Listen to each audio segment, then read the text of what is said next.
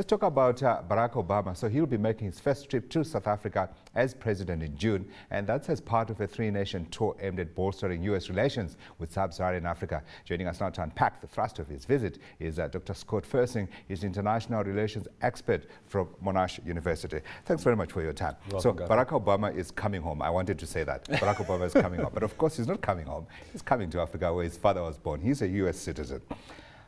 The brief I have read says he's coming to talk trade, he's coming to talk about strengthening democratic institutions, and he's also coming to invest in the next generation of African leaders. Let's talk trade first. Is this a response to China? I would think so. I mean, China. What's one of the positive aspects of China and Africa has been highlighting the investment and the trade possibilities that are prevalent throughout the continent. So I think it is a little bit of a wake-up call that China surpassed the U.S. as Africa's largest trading partner. Same thing with South Africa, and I think the U.S. now is waking up and realizing that they need to be here, and they need to be here in a big way. And that's part of the reason for the tour. I can't imagine it's changing strategy because the U.S. traditionally has put the private sector at the front of its economic policy, and then of course the government comes and plays a strategic role. The Chinese, we know, have taken a different approach. It's their state institutions that come in and play. They can't change, can they?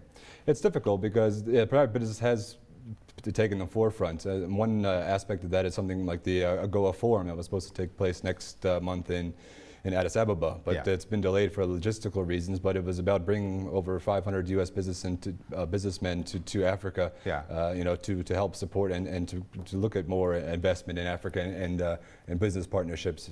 However, one of the issues around U.S. businesses in Africa is the AGOA Act itself. That's where government comes into play.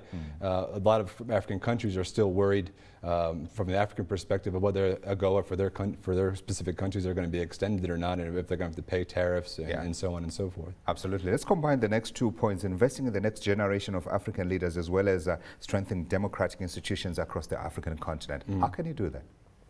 Well, one thing they're looking into doing is really harnessing the potential of the African youth. So they're looking at holding President Barack Obama will be meeting with a lot of the African youth leaders, a lot of them that actually visited the White House a few years ago as part of this Young African Leaders Initiative that the White House has set up.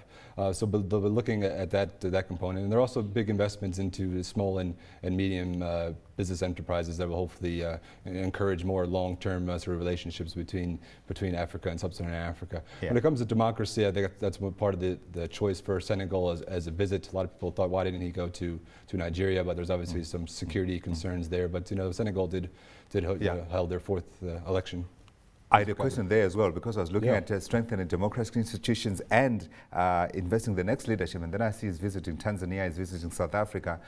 South Africa ruled by one party for the past 20 years. Tanzania ruled by the same party since, I don't know, 1960s. Yeah, that's a good point. That's why I actually teach my foreign policy class. I'm teaching one right semester about American foreign policy principles versus being pragmatic. And often countries say that a big component of their foreign policy is promoting democracy, but they often have to balance that with being pragmatic and doing what's best in their national interests. So it's an observation.